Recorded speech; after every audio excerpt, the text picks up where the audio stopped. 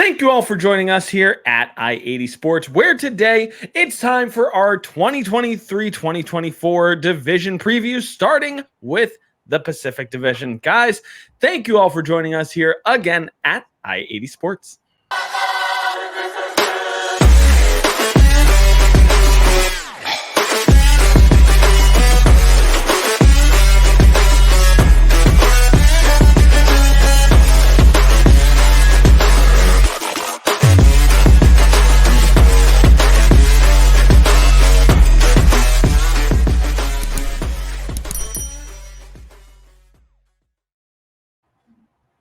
Thank you all for joining us here again at I-80 Sports. Make sure you subscribe down below, youtube.com/I-80 Sports.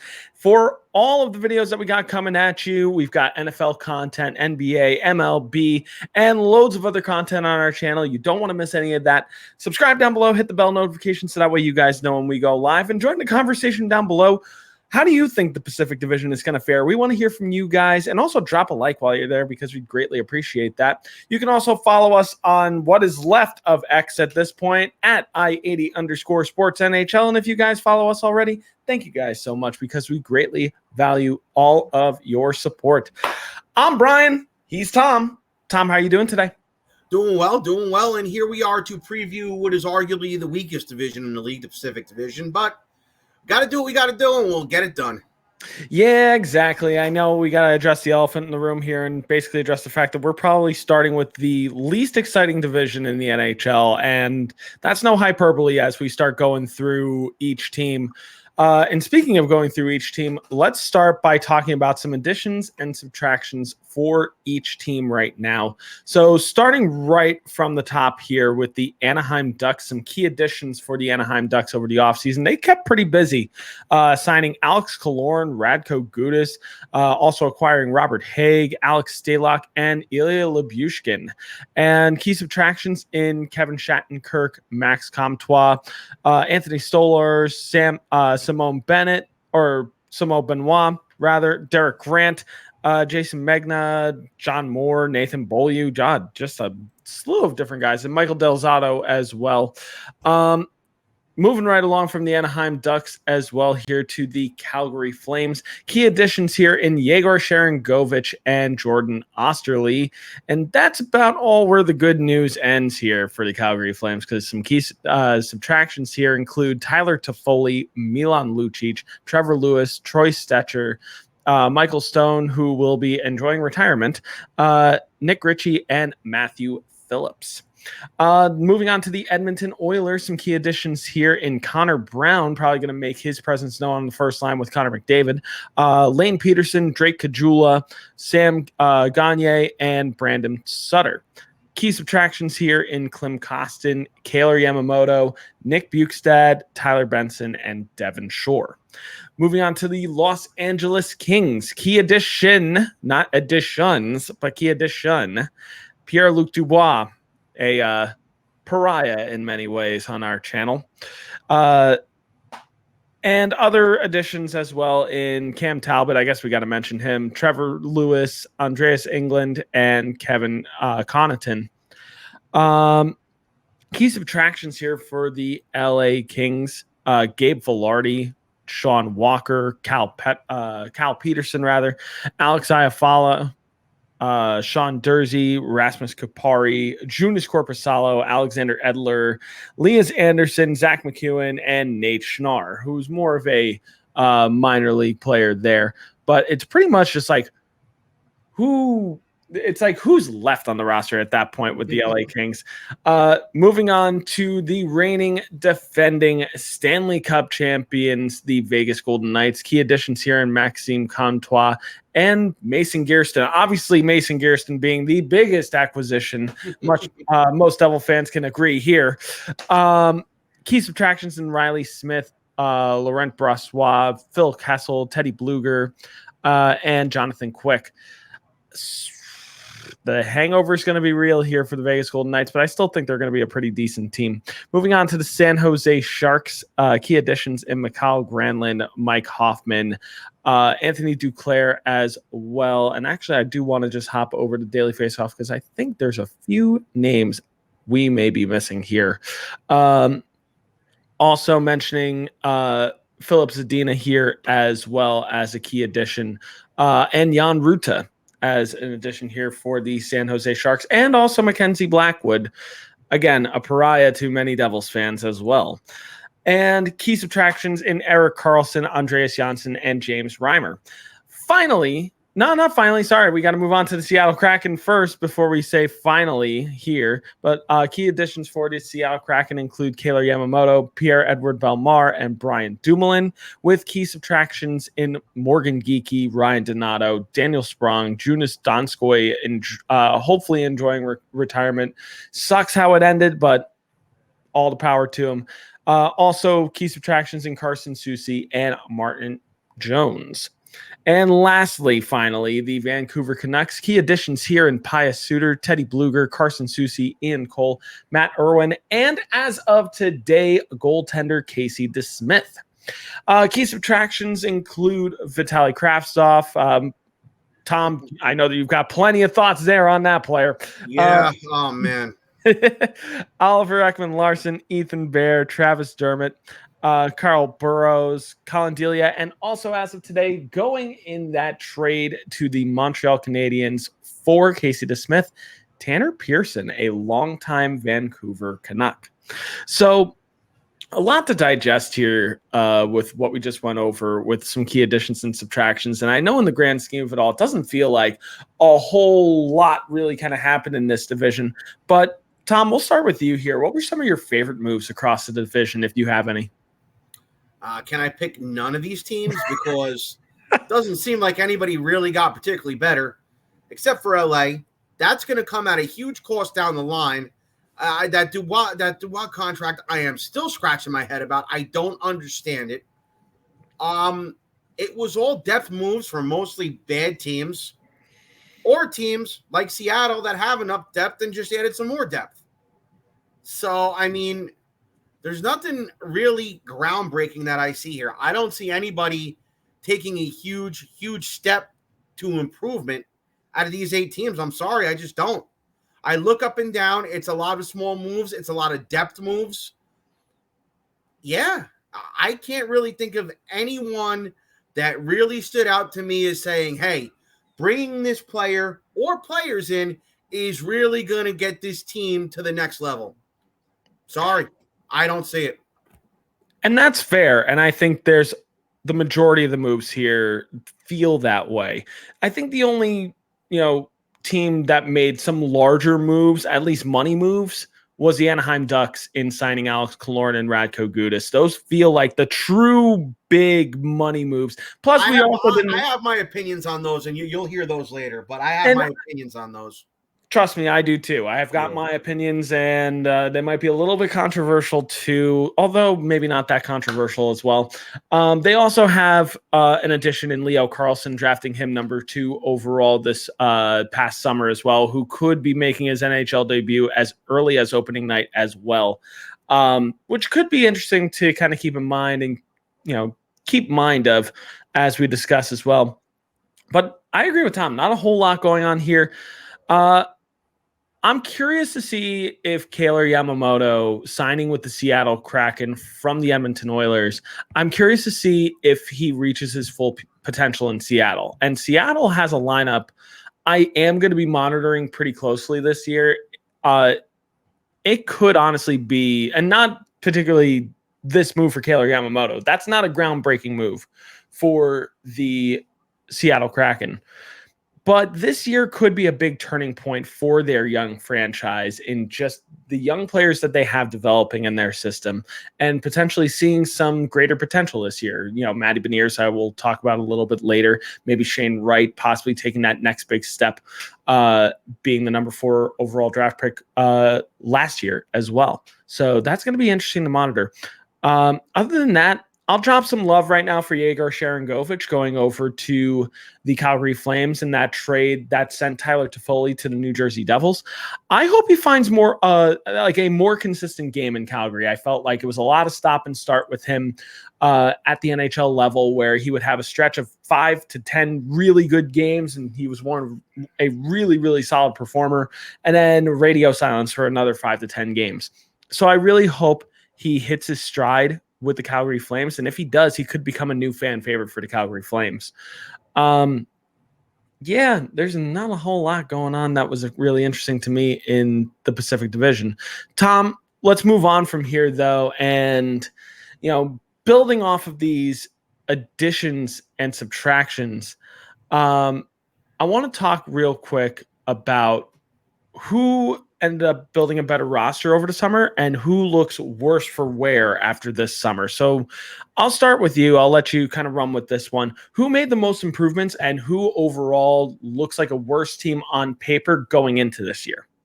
Well, I'm going to go with the two SoCal teams here in LA and Anaheim. Now, obviously, you brought in Pierre-Luc Dubois for LA. He's going to be making $8.5 million a year for 8 years. Solid second-line center spot, but you're paying that much money to a second-line center on top of a team that is still relying on two stars. I'm not saying stars of yesteryear, but the same players they've been relying on now for the last 12 years in Anze Kopitar and Drew Doughty. You're still relying on them. You're paying a guy $8.5 million to be your second-line center, who I don't think has ever gotten. Let me just pull it up here because I know we've talked about it before, but I just want to re-educate myself real fast too. Career high in points is 63 points last year with the Jets. 63 points, never had over a point per game. $8.5 million a year. An improvement, yes, but I'll say it again until the cows come home. LA is not a Stanley Cup contender. This move is not going to give the LA Kings their third Stanley Cup. They're not sniffing a cup. You're still relying on two stars of yesteryear to bring you there, and you're paying a guy who's never been a point-per-game player $8.5 million. Did you improve? Yes, but at what cost, and where is this team going? Where is this team going? I don't know. Anaheim. Yeah. Go on. I was going to bounce off of that one for you with Pierre-Luc Dubois because it bears to be mentioned because he had his career year last year in 73 games with 63 points. But to echo Tom's point here, just looking up and down the numbers, it just hasn't quite been there. At the age of 20 with the Columbus Blue Jackets in 2018, 2019, 61 points in 82 games. That's a very promising start to an NHL career for Pierre-Luc Dubois when he played a full season the year before that at the age of 19 as well, racking up 48 points. But you're looking at the career numbers right now, early on, admittedly, in his career, he's going into his age 25 season.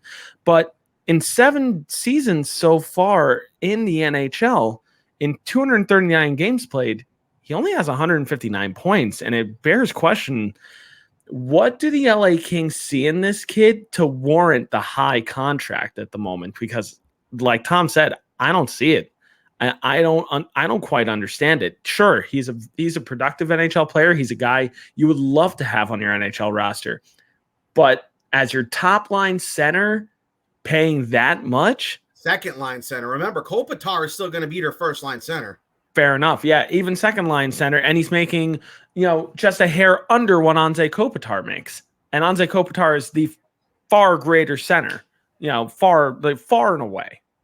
But I'll let you continue here, Tom. I'm scratching my head about it too.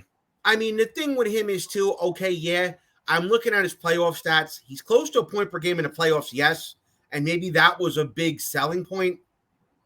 But I mean, after the book is closed on Kopitar and Doughty, you think you're going to be close to a cup? I think they're a playoff team, but this is not the LA Kings of 2012 or 2014. It's not. I'm sorry, Kings fans. You had a good run there. Hell, you beat my favorite team for your second cup. You beat his favorite team for your first cup. But I'm sorry, this is not the same teams that won those Stanley Cups. And I think they're a middle-of-the-road playoff team. Maybe they'll win a round, but I think that's about as good as they are, and I'm sorry. I got to call it like I see it. These aren't the days of stacking Marian Gaborik, Mike Richards, and Jeff Carter to be your depth players. You don't have anybody even close to that right now. Outside of, like I said, Kopitar and Doughty. So I'm going to move on to their rivals down in Orange County. Great movie, by the way. I was watching it the other day. I don't know if anybody's ever seen it. Love that movie, actually. So, in theory and on paper, You have Alex Killorn and you have Radko Gudas. Two very good players. I'm not going to say they're not. Two players who have been through those wars in the playoffs. Very well so. But two players who are support guys in the playoffs. But the thing about it is, where are those stars in Anaheim for them to support to go to win that vaunted Stanley Cup? This team hasn't made the playoffs since the days of Ryan Getzlaf and Corey Perry. Ryan Getzlaf is retired now. Corey Perry is playing on what seems like his 97th team at this point, the Chicago Blackhawks. I like Trevor Zegras. I like Troy Terry. But are they of that superstar caliber? Are they of that superstar caliber? And I'm going to say right now they're not. Now, if these two guys were going to a team like, say, the Edmonton Oilers or the Toronto Maple Leafs or the Ottawa Senators, a team that has the stars in place but needs those depth support guys in order to take it to the next level. Maybe I shouldn't even put Ottawa in this. That's a little premature. I shouldn't put them in here. That's my fault. Or a team like the Minnesota Wild, for example, who has, stars in place. I'd be like saying, hell yeah, man, you're pushing this team to the next level. But the stars that you need there are not in place yet for the Anaheim Ducks. So, I mean, don't get me wrong. It wasn't bad signing two guys with playoff experience. But I feel like those are two guys you sign when you're that next step away from going to a Stanley Cup final or a conference final. And Anaheim's not there yet. So I like that Anaheim did it to improve, but I just don't get it either. Now, two obvious teams that look worse here. One, you're defending Stanley Cup champion, Vegas Golden Knights. They've been going all in for years. I said they're going to keep going all in and hurt themselves. Well, they did win the Stanley Cup, but now they might start hurting themselves. They got worse. It's the price you pay when you win it. It's just the way it is. It's the price you pay when you win it. Lost a lot of good players. A lot of them. Calgary. You got Sharon Govich back as a return for Toffoli, yes. Sharon Govich is just an okay player for me at this point. And the Calgary Flames are just crashing and burning right now from where they were 2 years ago as the team that won the Pacific Division. You just, you got rid of your two stalwarts in Matthew Tkachuk, Johnny Gaudreau, neither of whom, I'm not saying they didn't want to be there, but I'm saying I think they were indifferent on going back there. Obviously, surprise, surprise, we talk about the LA Kings. Darryl Sutter was a problem again in the locker room. And now you're relying on still Nazem Kadri, who was good for them, and Jonathan Huberdeau, who I equally think doesn't want to be there. So Calgary, again, for the second year in a row. Last year, I think it was a question mark with Calgary. This year, I think it's an obvious answer that they have gotten worse. And that's all for me. Yeah, so going back to the point on Pierre-Luc Dubois, I mean, I'm not going to hammer away too much at this, but I think LA did try to make improvements, but I think it was way too much of a cost for them to make those improvements. I think they seriously and severely overvalue Dubois here. And he's, like we highlighted before, he's never been a point per game player. If you don't believe us, go to hockeyreference.com and look up his stats. He's close to it in the playoffs, like I had said, but I'm not going to say the same thing again. Valid. He is. Regular season, though, it matters there too. They gave up a lot of assets and money as if he was a point per game player, though. Seattle picked up some interesting veterans in Pierre-Edouard Bellemare and Brian Dumoulin. So they're inching closer to being, those perennial contenders in a potentially weaker division at the moment. Anaheim really opened their wallets, but I also worry that they're going to regret a few of these signings after as early as year two, with Alex Killorn and Radko Gudas to highlight here. And it's a situation where you have to spend the money. Like, it's there. You have to spend the money. You look at this lineup with Alex Killorn in the lineup and with Radko Gudas in the lineup, and it's just too enticing to think, what if they weren't on this roster? I feel like Anaheim, if everything breaks right, and when I say everything breaks right, I don't mean legs like last year for them, where it felt like injury after injury after injury derailed this team. I think Anaheim could make a big leap this year. But I still err on the side of caution when it comes to Alex Killorn and Radko Gudas in terms of how those contracts are going to age. Lastly, to my surprise, I actually think San Jose improved by moving money out to eventually properly rebuild. They got very lucky to move Erik Karlsson, and at the perfect time. He's coming off a Norris Trophy and coming off of the best season of his entire career. And they were able to move him to the Pittsburgh Penguins and also make it work with Montreal to make that move as well. And they dump a decent sum of that contract out, which is fantastic. They added scoring depth in Mike Hoffman, Mikhail Granlund, also in Anthony Duclair, and a potential project in Philip Zadina if he could actually figure his career out. Honestly, with a couple of these pieces, like in Hoffman and Granlund and also in Anthony Duclair, they could be fun pieces for a young forward in William Eklund to play around with as his career potentially begins as early as this year and really starts his NHL career. And, well, I alluded to it before, but the Vegas Golden Knights could be in for the Stanley Cup hangover. But they had to do what they had to do to shed the money. At the end of the day, they weren't going to be able to hold on to everybody. Anybody who's ever been in this situation understands that you got to make some really difficult decisions. Ask Tampa Bay. Tampa Bay had to, re-sign some of those core guys at the expense of losing Andre Palat, at the expense of losing Alex Killorn, at the expense of losing Jan Rutta. So these are necessary moves that need to happen after a Stanley Cup, so that way you can keep certain pieces together to maybe try to be contenders for the next year and the year following and the year following. Even if they don't return to this form this year, they still have the glory of a Stanley Cup victory, which in Las Vegas, I think, is everything. They get to plaster that everywhere that they're the Stanley Cup winning Vegas Golden Knights. And that's more than a lot of teams in the Pacific Division can honestly say at this point. So it's all gravy for them. All right. Let's move on from here. We are going to look over the projections of the lineups right now, courtesy of Daily Faceoff. So let's take a look right now at those lineups. So I just need to share my screen on this real quick. So bear with me while I get that done.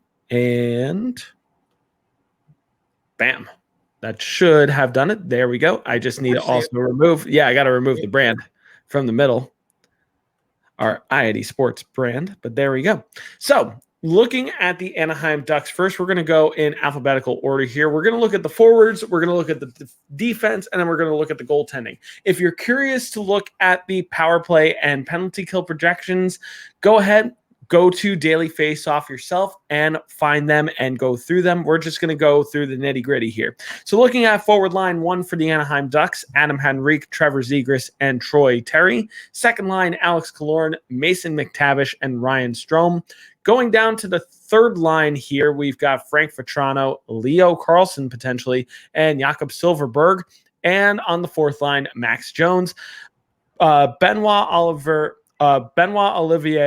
Grohl, and Brett Leeson. Hopefully I didn't completely butcher the fourth line center's name there.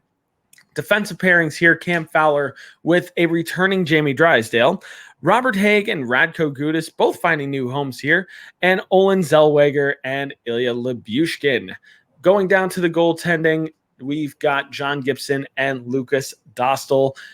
Keep your eye on John Gibson because it's no guarantee that he is in the Anaheim Ducks uniform by season's end. That's going to be something that we kind of monitor throughout the rest of the season, I think. He could be a storyline that we follow. Just thinking out loud right now. Making like Ed Sheeran and thinking out loud. Going to the Calgary Flames here. Puns intended. On forward line 1 for the Calgary Flames, Jonathan Huberdeau, Elias Lindholm, and Yegor Sharangovich. The second line looking like Dylan Dubé, Nazem Kadri, and Matt Coronado. Going down to the third line, Andrew Mangiapane, Michael Backlund, and Blake Coleman. And the fourth line of Jakob Pelletier, Adam Ruzicka, and Walker Dewar. Going down to the defense here, we've got Noah Hannafin with Rasmus Anderson, which Noah Hannafin could possibly be on the way out too. More on that as it develops. Mackenzie Weegar with Chris Tanev on the second pairing for Calgary, and Oliver Shillington and Nikita Zadorov on the third pairing for Calgary. Looking at the goaltending here, we've got Jacob Markstrom and Daniel Vladar. One goaltender to keep your eye on this season would be Dustin Wolf, possibly one of the best goalie prospects in the NHL right now, who got a little cup of coffee with the Calgary Flames last year. So he's going to be a player to watch for Calgary this year, see if maybe he can crack that lineup eventually, maybe by season's end. Going down to the Edmonton Oilers, and it's funny because it feels like we really haven't talked about Edmonton here, mostly because they haven't really done anything that interesting this offseason.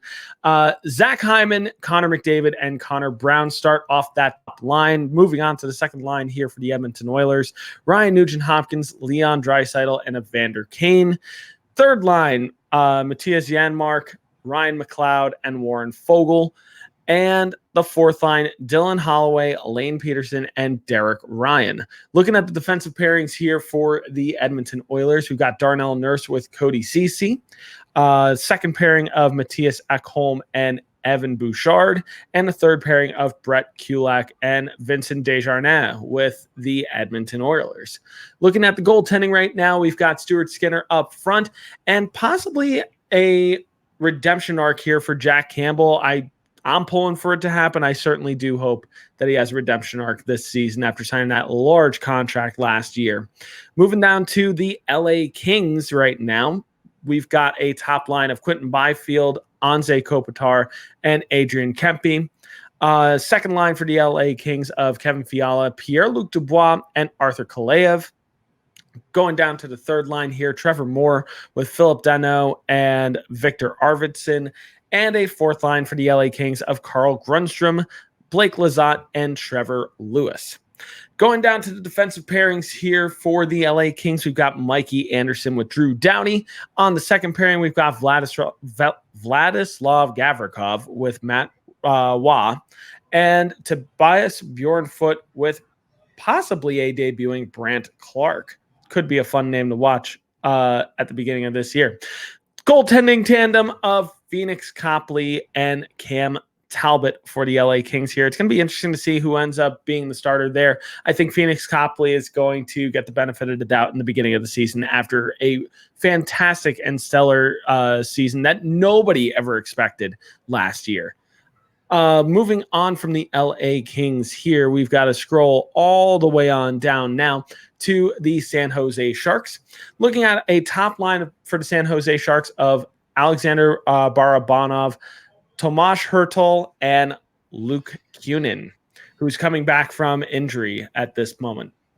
Second line for the San Jose Sharks of Mike Hoffman, Logan Couture, and Anthony Duclair.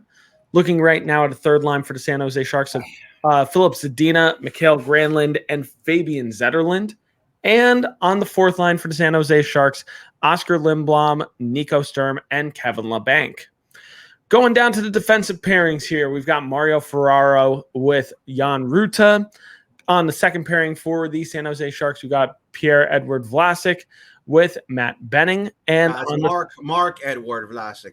Oh my God. I already looked ahead at Matt Benning. That's why Mark-Edouard Vlasic. That's what happens when I'm trying to scroll across really fast with my eyes and just quick scan.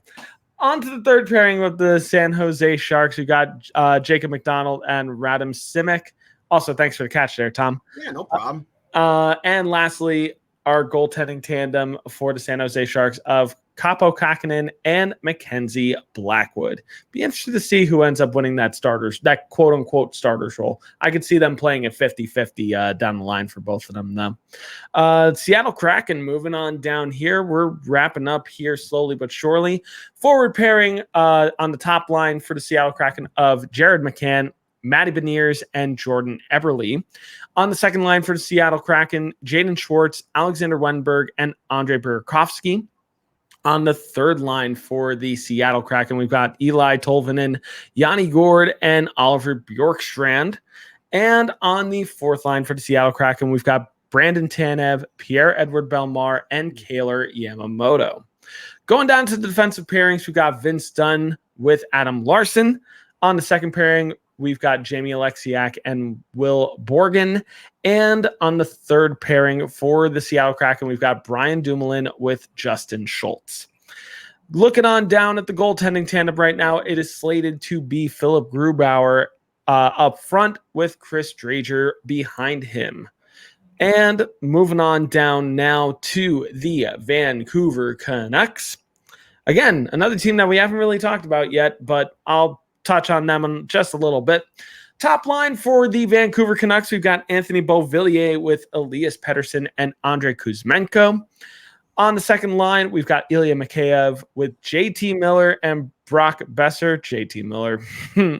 Anyway, sorry. That's just me kind of laughing at who they hitched their wagon to. My bad. And on the third line for the Vancouver Canucks, we've got Phil DiGiuseppe with Pius Suter and Connor Garland. And on the fourth line, Dakota Joshua, Teddy Bluger, and Vasily Podkolzin. Going down to the defensive pairing here for the Vancouver Canucks, we've got the captain, Quinn Hughes, with Carson Soucy. On to the second pairing for the Vancouver Canucks, Ian Cole with Philip Hronik, and Christian Wolanin and Tyler Myers winds down the third line here for the Vancouver Canucks. Going down to the goaltending now, we've got Thatcher Demko up front with a recently acquired Casey DeSmith behind him. Also should be mentioned that Tucker Poolman is still on IR. And finally, your reigning, defending, undisputed Stanley Cup champions, the Vegas Golden Knights.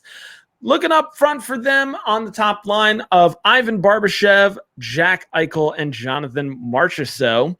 On to the second line, we've got Brett Howden with Chandler Stevenson and Mark Stone. The third line for the Vegas Golden Knights consists of Paul Cotter with William Karlsson and Mike Amadio. And a fourth line sporting Will Carrier, Nicholas Waugh, and Keegan Colasar. Going down to the defensive pairings here for the Vegas Golden Knights, we got Alec Martinez with Alex Pietrangelo. On the second pairing, Braden McNabb with Shea Theodore. And on the third pairing for the Vegas Golden Knights, Nicholas Hague with Zach Whitecloud. Going down to the goaltending, Aiden Hill right up front there and Logan Thompson behind him. Nolan Patrick is technically on IR, although he might also technically be a free agent at this point because Daily Faceoff does not always fully update things. But who knows? All right. We talked quite a bit about the Daily Faceoff rundown here. And like I mentioned before, take Daily Faceoff with a big grain of salt because these are just projections right now. It doesn't mean that these are going to be the absolute end-all, be-all opening night projections.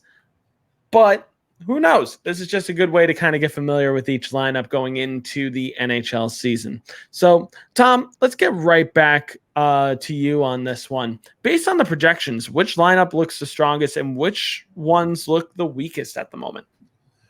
Pains me to say it right now, but it's got to be Vegas with the strongest lineup. You know, Edmonton, you're selling me the same bill of goods. Edmonton doesn't have anything on D that comes close to a Norris Trophy. They don't have anything in net that comes close to a Vezina.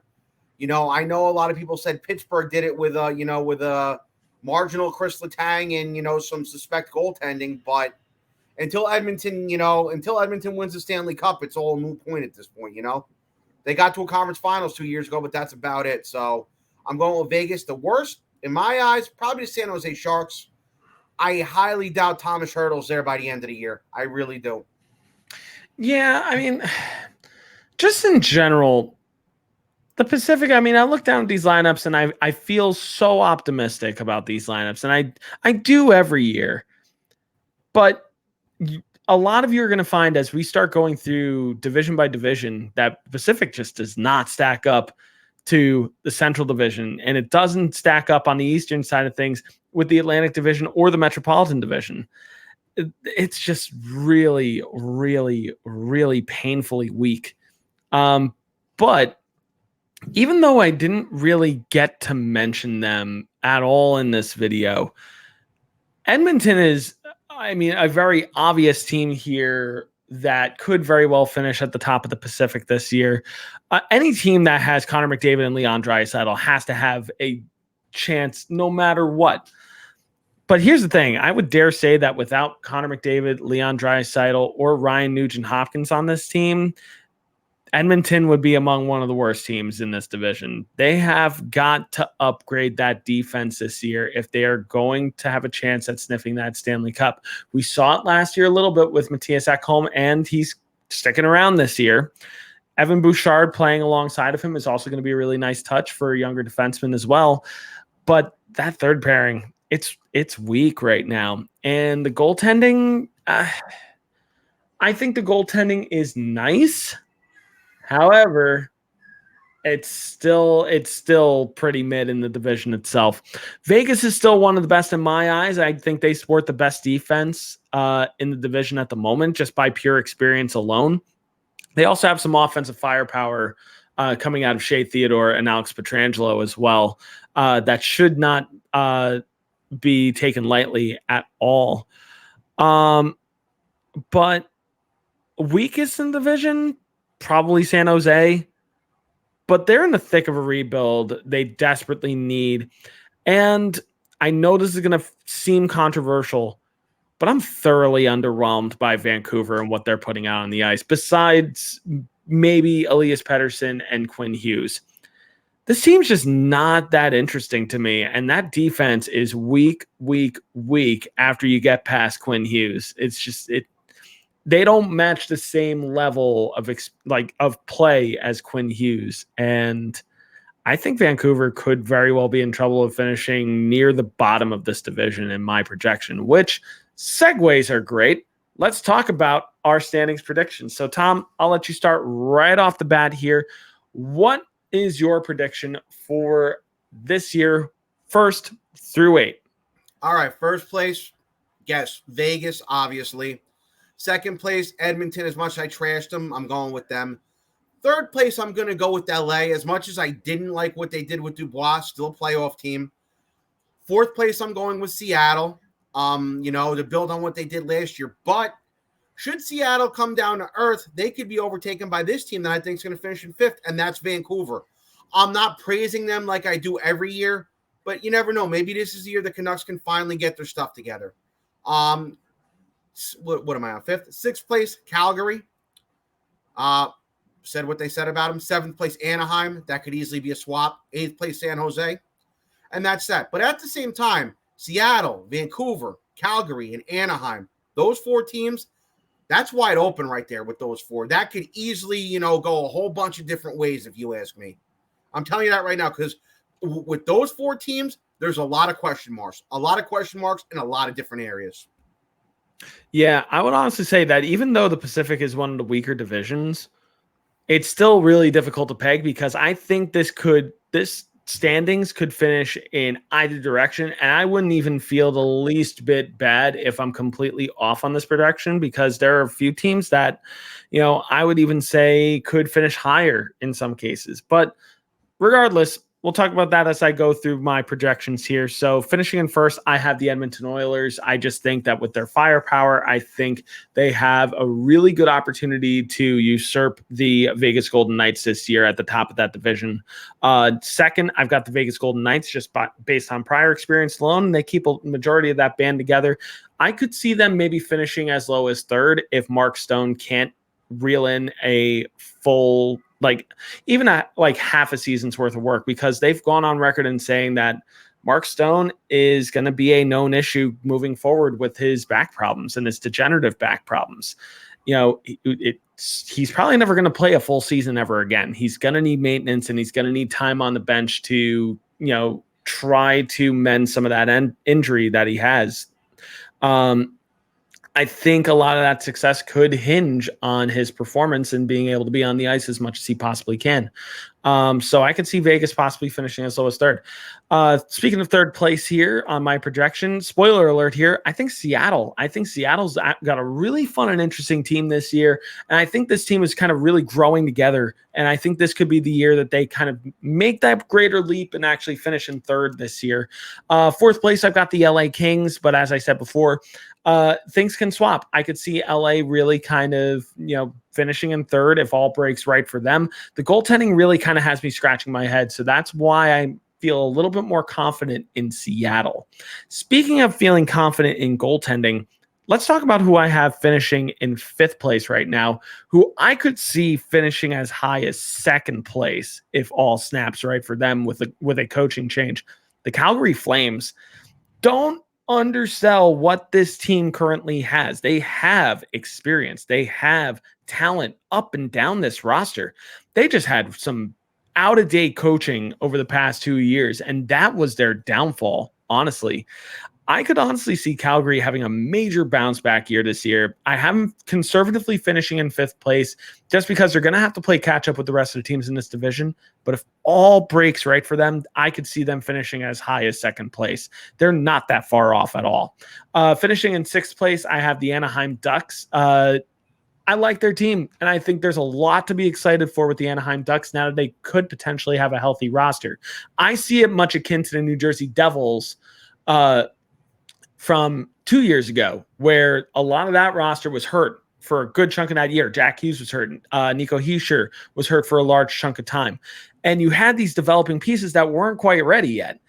Now, all of a sudden, the Devils in that offseason had Andre Palat. They draft Simon Nemec, and look at what happened. They were one of the best teams in the NHL last year. The Anaheim Ducks could be in that position to be very much in that mirror this year with Jamie Drysdale coming back to a healthy season this year. They drafted Leo Carlsson number 2 overall, much like the Devils drafted Simon Nemec number 2 overall 2 years ago or last year at this point. I could see a lot of parallels here with the Anaheim Ducks, and I have them conservatively right now finishing in sixth place. They could even finish higher. A lot of things can happen there. Finishing seventh for me, I have the Vancouver Canucks. I'm not that excited by this roster, and they have talent, and it's sad, but I just don't see them putting it together. I think as long as you have JT Miller on that team, I just don't see them truly being competitive, and I will be controversial there. But that's my honest opinion and my hot take. And lastly, the San Jose Sharks, and it sucks that I have them finishing at the bottom. I like what they're trying to do over there. I really do respect the team that they're trying to build, but I'll agree with Tom here. I don't know if Hurdle is a San Jose Shark by the end of the year. That's going to be a really interesting name to keep your eye on at the trade deadline this year. But as we wrap up this episode, let's go down to our question of the day, which before we get to our question of the day, what do you guys think about all of our thoughts here with our standings? Let us know in the comment section below. Give us your projections, because we would really love to have that conversation with you guys down below with what you guys think the standings will be by the end of the year. But the question of the day is this, Tom. I'll start with you here. Which team is the team to beat in the division this year in the Pacific Division? So who's the team to beat? I'm going with Vegas still. When I look up and down at the depth charts of each team, and, some teams are better than others, but I look at the D on every team. I still think Vegas has the best D core of every team in this division right now. Obviously, weakest division in the league, but I just look up and down, and I think their D is the best of the bunch. So I am still going with Vegas. It's going to be, I think, a similar season to Colorado where there's that cup hangover, and, we'll see what happens come playoff time. And that's all you can do. That's true. I still think Vegas is a team to beat, as well as Edmonton. But I'll echo what I said before. Could Calgary show signs of life by sporting some of the best goaltending in the division? I actually think a tandem of Jacob Markstrom and Daniel Vladar, or a tandem of Jacob Markstrom and Dustin Wolf, could very well be the best goaltending tandem in the division. And sometimes really good goaltending is sometimes all you need. It really, really is. Sometimes good goaltending carries a team all the way into the playoffs, and that could happen for Calgary this year. But that's my bold take. What are some of your bold takes, and what are some of your predictions of the Pacific Division? Let us know down below. Let us know what you think. And while you're there, why don't you subscribe down below, youtube.com/IAD Sports. Join the conversation, hit the bell notification, and drop a like if you like our content.